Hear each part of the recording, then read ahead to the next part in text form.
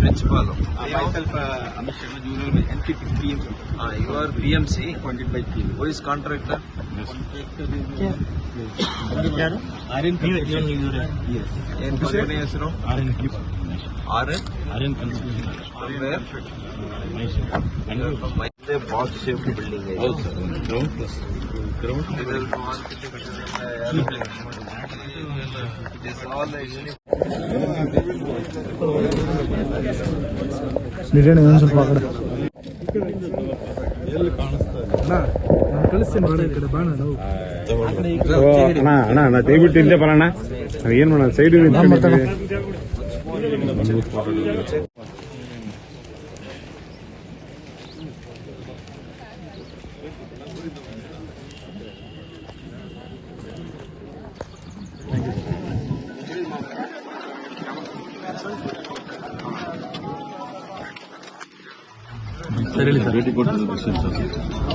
ಭೇಟಿ ಕೊಟ್ಟಿರೋದು ಹೊಸ ವರ್ಷದಲ್ಲಿ ಎಲ್ಲ ನಮ್ಮ ಮುಖಂಡರೆಲ್ಲ ಭೇಟಿಯಾಗಿ ಅವರಿಗೆ ಶುಭಾಶಯಗಳನ್ನು ಕೋರೋದ್ರ ಜೊತೆಗೆ ಬಹಳ ಮುಖ್ಯವಾಗಿರ್ತಕ್ಕಂಥ ಕೇಂದ್ರೀಯ ವಿದ್ಯಾಲಯ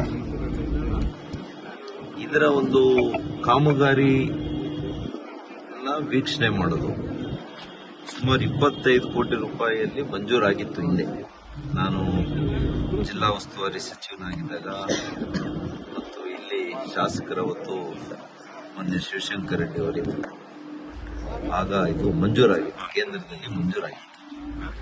ಆದರೆ ಹಣಕಾಸು ಅನುದಾನ ಒದಗಿಸಿರಲಿಲ್ಲ, ಸ್ಥಳ ಕೂಡ ನಿಗದಿಯಾಗಿರಲಿಲ್ಲ. ಸ್ಥಳದಲ್ಲಿ ಸ್ವಲ್ಪ ವ್ಯಾಜ್ಯಗಳು, ಸ್ಥಳೀಯವಾಗಿರ್ತಕ್ಕಂಥ ವ್ಯಾಜ್ಯಗಳು ಇದ್ದವು. ಆದರೆ ಈಗ ನಮ್ಮ ಹೊಸ ತಹಸೀಲ್ದಾರ್ ನಮ್ಮ ಕಮಿಷನರ್ ಅವರು ಎಲ್ಲ ಬಂದ ಮೇಲೆ ಈಗ 4 ಎಕರೆ ಒಳ್ಳೆಯ ಜಾಗ ಕೊಡಿಸಿ 4 ಎಕರೆ ಒಂದು ಕಡೆ ಕೊಟ್ಟಿದ್ದಾರೆ, 2 ಎಕರೆ ಅದರ ಪಕ್ಕದಲ್ಲೇ ಹೊಂದಿಕೊಂಡು ಕೊಟ್ಟಿದ್ದಾರೆ. ಇಲ್ಲಿ ಮುಖ್ಯ ಕಟ್ಟಡ ಬರ್ತದೆ, ಶಾಲೆ ಕಟ್ಟಡ ಇಲ್ಲಿ ಬರ್ತದೆ. ಆ 2 ಎಕರೆಯಲ್ಲಿ ಅಧ್ಯಾಪಕರಿಗೆ ಅವ್ರಿಗೆ ಮಕ್ಕಳಿಗೆ ವಸತಿ ಕಟ್ಟಡ ಅಲ್ಲಿ ಬರುತ್ತೆ. ಒಟ್ಟು 25 ಕೋಟಿ ರೂಪಾಯಿ. ಇದಕ್ಕೆ PMC ಕೂಡ ನಮ್ಮ ಧಾರವಾಡ ಮೂಲದ IIT ಸಂಸ್ಥೆಗೆ ವಹಿಸಿದ್ದಾರೆ, ಸರ್ಕಾರಿ ಸಂಸ್ಥೆ.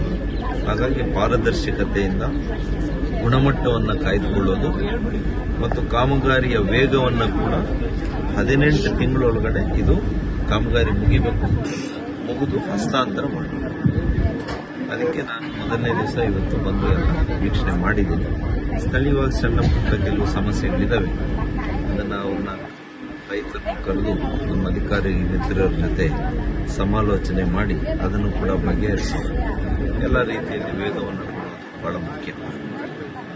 ಗೌರಿಬಿದನೂರು ಒಂದು ರೀತಿಯಲ್ಲಿ ಒಂದು ಬಾರ್ಡರ್ ಕ್ಷೇತ್ರ ಆಗಿದೆ.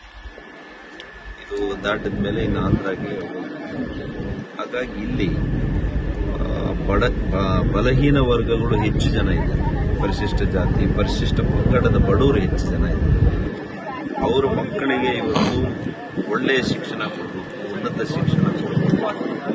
ಏಕಲವ್ಯ ಕೂಡ ಹಿಂದೆ ಪ್ರಸ್ತಾವನೆ ಮಾಡಿದ್ರು ಇಲ್ಲಿಂದ, ಆದರೆ ಅದು ಮಂಜೂರಾತಿ ಆಗಿಲ್ಲ.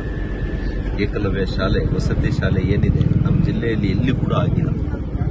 ನಾನು ಪ್ರಾಮಾಣಿಕ ಪ್ರಯತ್ನ ಮಾಡಿ ಏಕಲವ್ಯ ಶಾಲೆಯನ್ನು ಕೂಡ ನಮ್ಮ ಜಿಲ್ಲೆಗೆ ತಗೊಂಡು ಬರುವಂಥ ಪ್ರಯತ್ನ ನಾನು ಮಾಡ್ತೀನಿ.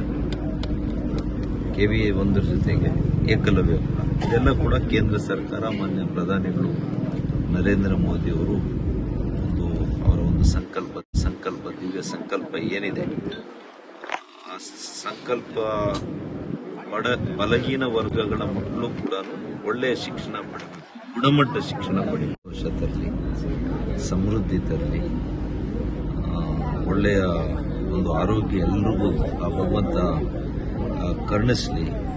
ಸಂಕ್ರಾಂತಿ ಕೂಡ ಬರ್ತಾ ಇದೆ. ಸಂಕ್ರಾಂತಿಯ ಸುಗ್ಗಿ ಅಂದರೆ ಇವತ್ತು ರೈತರಿಗೆ ವರ್ಷದಲ್ಲಿ ಅತ್ಯಂತ ಸಂತೋಷಭರಿತವಾಗಿ ರೈತರು ಇರುವಂಥ ಕ್ಷಣ ಯಾವುದು ಅಂದರೆ ಅದು ಸಂಕ್ರಾಂತಿ ಸಮಯ.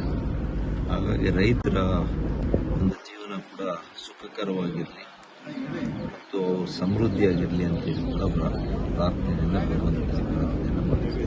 ಸರ್, ಮತ್ತೆ ನಗರದಲ್ಲಿ ಹೊಸ ಹಾಸ್ಪಿಟಲ್ ನಿರ್ಮಾಣ ಆಗ್ತದೆ ಸರ್. ಆಗ್ತದೆ. ಏನೋ ಯಾವಾಗ ಅದು ಹಿಂದೆ ನಾವು ಮಾಡಿದಂಥ ನಮ್ಮ ಸರ್ಕಾರ ಇದ್ದಾಗ ನಾನು ಆರೋಗ್ಯ ಸಚಿವನಾಗಿದ್ದಾಗ ಅದನ್ನು ಶಂಕುಸ್ಥಾಪನೆ ಮಾಡಿದ್ವಿ. ಹಾಗಾಗಿ ಇನ್ನೇನು ಭಾಳ ಭರದಿಂದ ಅದು ವೇಗದಿಂದ ಆಗ್ತಾ ಇದೆ. ಮಂಚೇನಹಳ್ಳಿಯಲ್ಲಿ ಕೂಡ ಆಗ್ತಾ ಇದೆ. ಅದೇ ರೀತಿ ಗೌರಿಬಿದನೂರಿನ ನಗರದಲ್ಲಿ ಕೂಡ ಆಗ್ತಾ ಇದೆ. ಅದು ಕೂಡ ಕೆಲವೇ ದಿನಗಳಲ್ಲಿ ನಾನು ಬಂದು ಅಲ್ಲಿ ಕೂಡ ಪರಿಶೀಲನೆ ಮಾಡ್ತೀನಿ, ಕಾಮಗಾರಿ ಪರಿಶೀಲನೆ ಮಾಡಿ ಆದಷ್ಟು ಬೇಗ ಅದನ್ನು ಉದ್ಘಾಟನೆ ಕೂಡ ಮಾಡಬೇಕು ಅಂತೇಳಿ ಈಗಿನ ಆರೋಗ್ಯ ಸಚಿವರಿಗೆ, ಈಗಿನ ಸರ್ಕಾರಕ್ಕೆ ನಾನು ಒತ್ತಾಯ ಮಾಡ್ತೀನಿ. ಸರ್, ರಾಮಚಂದ್ರಪುರದ ರೈಲ್ವೆ ಅಂಡರ್ ಪಾಸ್ ಅವೈಜ್ಞಾನಿಕವಾಗಿ ಮಾಡಿದ್ದಾರೆ. ಅದ್ರ ವಿಚಾರವಾಗಿ ತಾವು ವೈಜ್ಞಾನಿಕ ಅನ್ನೋದಕ್ಕಿಂತ ಅಲ್ಲಿನ ಸ್ಥಿತಿಗತಿಗಳು, ಯಾಕೆಂದ್ರೆ ಅಲ್ಲಿ ಬಡಾವಣೆ ಮೊದಲೇ ಬಂದಿದೆ. ಬಡಾವಣೆಯಲ್ಲಿ ಅನೇಕ ಮನೆಗಳು ತಲೆ ಅವ್ರಿಗೂ ತೊಂದರೆ ಆಗದಂತೆ ಅವತ್ತಿನ ನಿರ್ಧಾರಗಳು ಆಗಿದ್ದಾವೆ. ಆದರೆ ಇವತ್ತು ಅದರ ಅಗಲ ಸಾಕಾಗೋದಿಲ್ಲ. ಇವತ್ತು ಇನ್ನೊಂದು ಅಂಡರ್ ಪಾಸ್ ಮಾಡಬೇಕು ಅಂತ ಹೇಳ್ತಾ ಇದ್ದಾರೆ.